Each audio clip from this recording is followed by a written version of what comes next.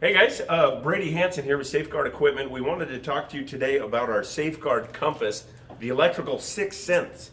And we call it a sixth sense because it gives you an ability to see an electric field and a magnetic field. And the magnetic field we wanted to talk about today is one from the microwave.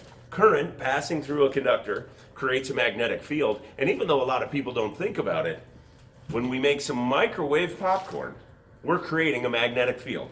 This particular microwave you can see here on the nameplate is a 1200 watt microwave. So that would be 120 volts times how many amps? 10? Yeah, 10. 10 amps. So when I start to make my popcorn here, we can tell when the magnetron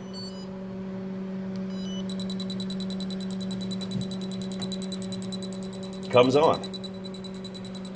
And as I get further away from that magnetic field, our ability to see the magnetic field goes down, and as I get closer to the magnetic field, we get a lot stronger indication.